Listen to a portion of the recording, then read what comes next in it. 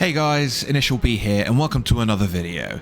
We've got a great race to show you today in the Dallara LMP2 here on iRacing around the Hungaroring, and we'll be doing something a little bit different where I talk you through the race as it's happening. So if you like this video, please be sure to like and subscribe.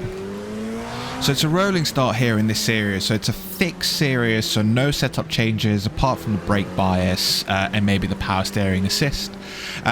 We qualied in P5 here, so not the greatest position, but to be honest this was quite an interesting field, so the front runners are quite highly skilled, so it was not an easy race to deal with. But we got a good start here. As we can see, everyone's getting a bit of a slipstream, but the key thing is it's just being careful all the way down to T1, as it's very easy to end up in the back of someone, as we've probably seen right here. We've got a little bit too close, but we got a nice clean start so far.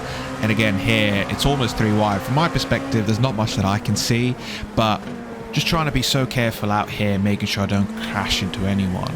And you can see how easy it is when you get someone pushed out onto that corner. So we try and settle into a bit of a rhythm here. Lap 1 is always tricky as the tyres are really cold. You're trying to make sure that you're not overcooking any moves whatsoever. So in this particular instance, I'm not sure what happened, but I think Matt went wide onto T1, but he pulled over here, I'm guessing to serve a slowdown. So this is us trying to settle into a bit of a rhythm now, trying to back away from the car behind us, just to build a bit of a gap and trying to close the gap to the guys in front. Now, as I said as a start, these guys are really quick, and it was so difficult trying to get close to them, especially considering this track. The dirty air here, it's just unreal. So the moment you get close to someone, it's very easy to just understeer straight off the track. But here, like I said, we're just trying to take it easy. It's a beautiful entry into that corner and just trying to manage the delicacy of this car. Now the LMP2 here, because it's fixed, you don't have the flexibility of adjusting your settings on the traction control, where exactly kicks in, where exactly turns off. So it's very easy to just enter into a corner and it either kicks in to the point where you're absolutely sliding it here, or it just cuts out the power completely and you're just a passenger, so the car just wants to turn and you can't really, doesn't matter whether you put the throttle on, doesn't matter whether you take the throttle off, it just wants to do the opposite to what it is that you want to do. The other thing to bear in mind here on this track is really the track limits. iRacing have recently adopted a mechanism whereby it does start to track whether you've got all 4 wheels off the line. Now here it's very easy to do it in this particular chicane, but again it's just managing the traction control here. As we can see, very easy to understeer the car, and you just have to be careful on the throttle, otherwise, yep, we got a little bit of a oversteer moment there, but again, nicely handled. So we've built a little bit of a gap to P4, and we're not really catching the leaders too much here. I know it's a little bit embarrassing, but one thing to highlight is I'm really starting to get back into sim racing now. I've been doing iRacing throughout the pandemic, really, just to really further myself. Plus a few of my mates just tried to get me into it, and once you get into it, I think it's one of those games where you really have to put in the time in order to do well. I think had I not put in the time initially, I'm not sure I would have done as well as I have done in the past. But I'm really enjoying it when you get things right, when you get things clicking along in the right way. It is so satisfying that it just keeps you coming back for more. Doesn't matter whether it's an open setup race where you're racing in a 6-hour endurance, whether you're doing a quick 20-minute race like this one. It's got a little bit of everything for everyone. So for me, the LMP2 I really enjoy, because while I'm not necessarily a fan of open wheelers, particularly on this game, I'm not sure why, I've never really clicked on them. It's the case of the LMP2, it really requires a little bit of throttle management here with the traction control, because you want to make sure that you don't allow it to kick in. you use it to your own advantage. So if there's a situation whereby it helps to get the power down, and it really gives you the extra power even to get it across the track. And we had a little bit of an off-track moment there, but it's okay. It's just the one. We're not necessarily going to get any penalty at this stage. And again, just to give you guys a bit of an overview, iRacing has an incident system whereby if you get a certain number of incidents, you effectively either have to serve a drive-through penalty of some sort, or you end up getting disqualified at the very end. But here we need to get 17 incident points, and off-track only gives us one. A car contact can give us anything between a 2 and a 4x. But again, it's just been really mindful here to not go over the limits and extend too much. We also don't want to get any slowdowns either, because that could affect our race. I don't think I got any in this race, but as I'm recording this, if I spot one, I will let you guys know.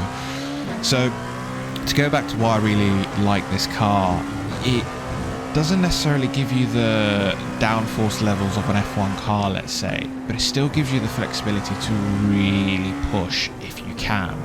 And it is a gentleman driver's car, really.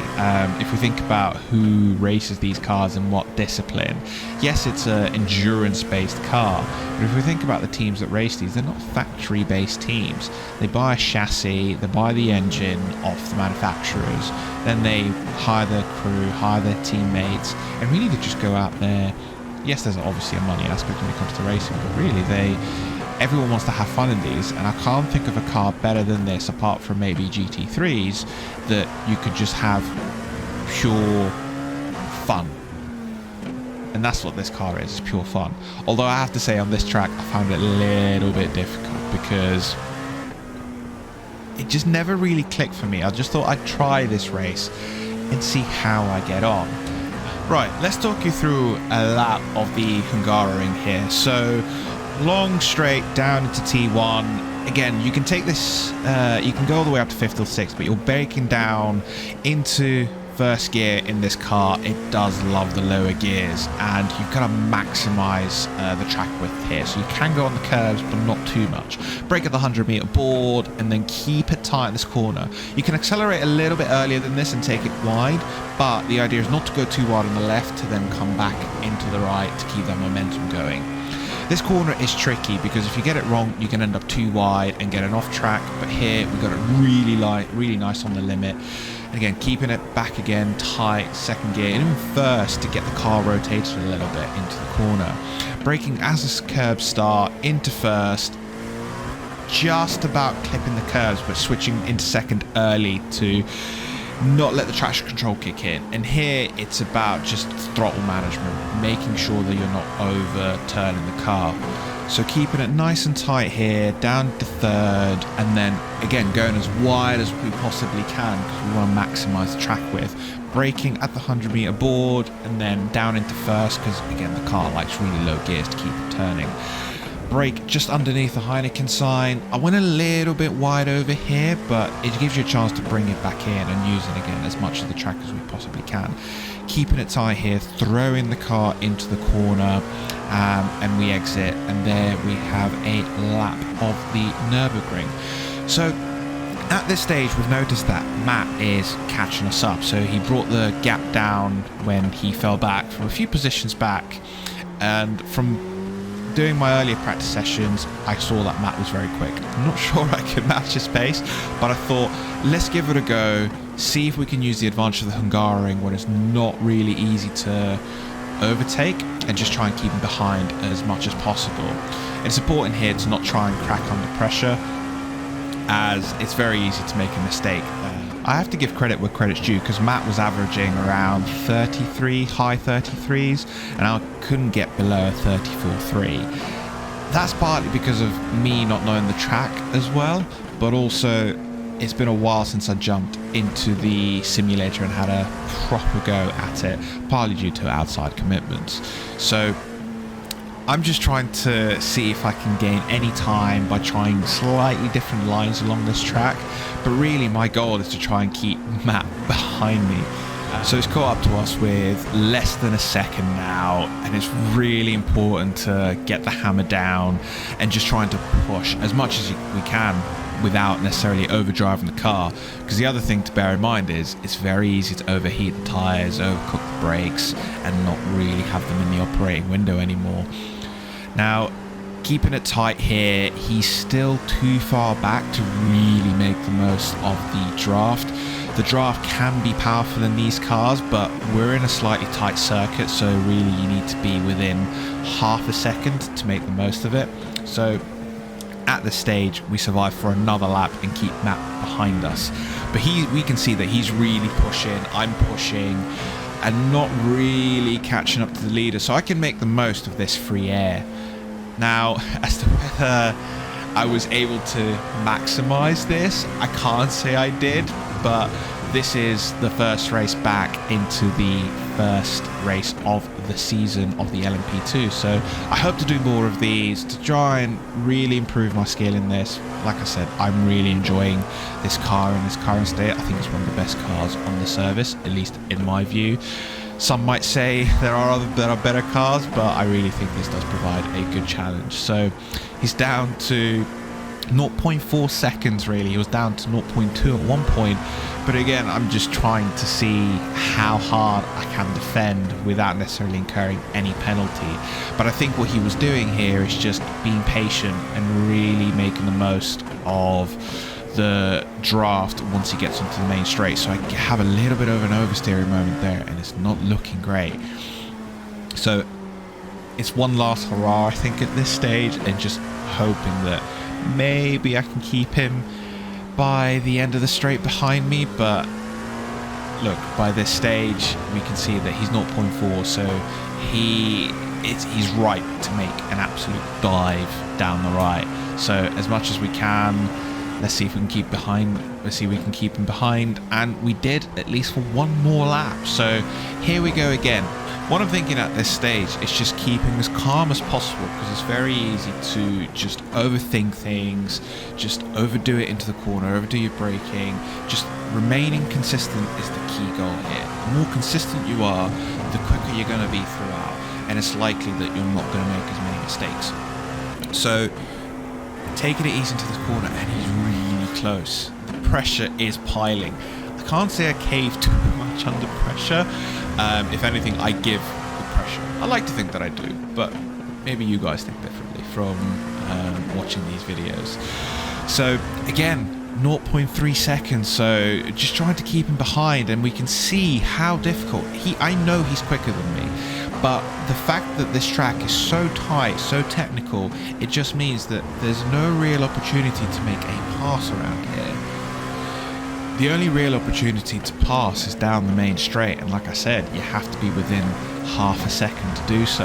Now in this case, you can see that he is absolutely trying every move that he possibly can, and he's been really patient. So grateful that he didn't necessarily take me out here, but I think I came in too wide, and I thought I had the better exit here, but I didn't necessarily have the best exit, because I had that moment of oversteer. So we can see that he's catching us in the draft, he's catching, and he's going to dive on the right.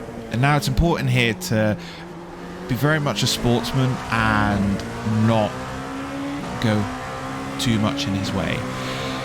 I'm not going to let this go too easy. I'm going to try and fight back as much as I can, so I keep it tight. But again, I think he gets the better exit. It's just the better line to go out there, and I slightly back out there to let him go in front. I really enjoyed the little battle here, and I thought maybe I can gain a little bit on him, but again, it's just way too hard to overtake. And as I'm sitting behind him, you can see the effects that I'm having just from being in the dirty air from this car. It's so easy to just get the lines wrong, to get the understeer, particularly around this corner here. It just upsets the car. This is a very aero dependent car, I would think, more so than some of the open wheelers on this service. So the moment someone ducks out of a little bit of a stream, it just really upsets it, and it's very easy to just lose control of the car. But the important thing is to try and remain calm, because at this moment it's very easy to think, oh no, absolutely raging. How can I get past this guy? But really, we just have to be patient and see if we can get back up close to him. But with the times that he was pulling, it was just so difficult to really stay close to him. So the best thing I can do is just see if I can continue pulling the gap from behind and just try and stay as close as I can, really leverage the slipstream. But with the dirty air here, it was so hard to keep behind him and even get close to him. Right here, I'm getting pushed to the right. I can't really keep tight on these corners, so it's almost like you have to make a decision. Do I try and push as much as I can and ruin my tyres in the process? Bearing in mind, yes, this is a bit of a sprint race. Got a little bit of an off-track there as well. Cheeky off-track, but we'll let it slide. Bearing in mind that it's a sprint race, so it's only 20 minutes long, but it's very easy to think, right, just go all out, just see what we can do. But the moment you make a mistake, tyres will be so overheated that to get grip in them, you really have to cool off and just back out. Otherwise, you'll never really recover and you'll just end up hemorrhaging positions as a result. So here it gets to the point where, because of how physical this car can be and the way that my force feedback settings are, I've increased the power steering assist a little bit just to ease it a little bit.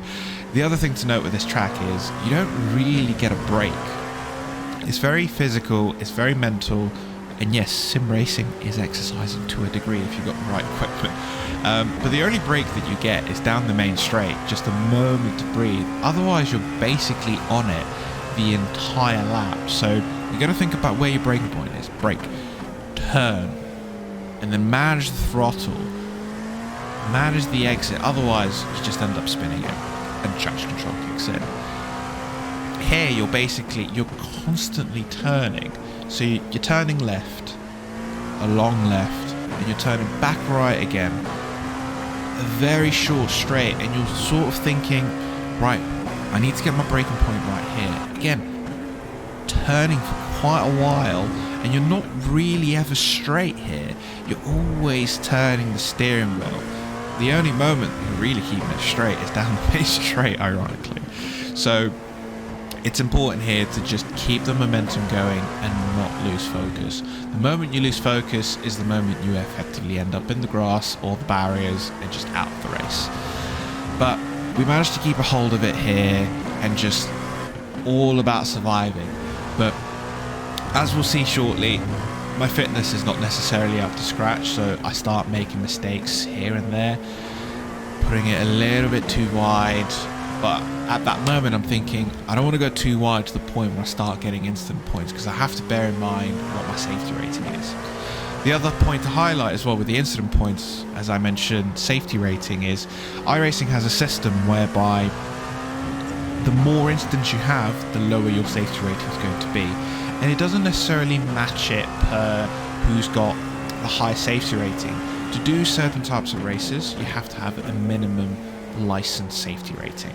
So in this case, I've got an A-class safety rating, and it's about 3 point something at this stage. I can't remember the exact value, but it's important that if I don't get any incident points, I get a massive boost to my safety rating. As you accrue more incident points, the gain that you get to your safety rating becomes a lot less, to the point where if you reach a certain threshold, so you don't necessarily have to get the maximum set of incident points to necessarily start losing safety rating. The threshold depends very much where you are at your license. So let's say you were A 3.5. If you started getting, let's say, 7 out of 17 safety rating in a track where there weren't that many corners, you will probably lose safety rating rather than gain safety rating at this point. As it currently stands, I only have a couple, so I don't actually end up losing that many safety points. And that's because I'm generally taking it easy on this track. I'm very respectful of other people, and it still allows me to then compete in races like this. So this is a B-class race, but in terms of A-class races, we're talking here like the hour-long endurance races, the 6-hour-long endurance races, or even F1 races themselves. So it's really important to make the most of the service. I think you should get as many safety points as much safety rating as you possibly can in order to allow you to compete. So we've reached the final lap of this race, where it's now time to just really put the hammer down and just see what we can make of it. Now, I am a little bit cautious at the same time because I'm mindful to not necessarily pick up any more incident points. But at this stage, we can see that Matt has pulled a healthy gap in front of us on his side. And it was a shame, really, because I enjoyed battling with him and keeping him behind for as long as possible. But Jonas, on the other hand, never really got close to us. We managed to keep him behind with a good gap. And at this point, tyres are basically gone. Even those 20 minutes, because we've been pushing this car flat out, not really conserved on anything. And here I'm just, at this point, taking it easy. I'll go too wide and just think, right, just pull the car back in and just bring it home. The idea is to not make any massive mistakes to the point where the race just ends. We've put all this effort in and we don't want to end up at the back of the pack. So as we come round the final two corners, we can see that the car just wants to slide everywhere at this point, and I can't really keep close to the edge of the corner. And here we go at the finish line, and that was just longer than 20 minutes effectively. So there we have it, P4. Doing an official race outside week 13 really shows you the difference in skill and seriousness around you. I mean, it's great when we get the win, but if we can have battles like we did with Matt every race, all race round, I think that's where the real fun comes in. So if you enjoyed this video, be sure to like and subscribe and let me know what you think in the comments below. So until next time, take care guys.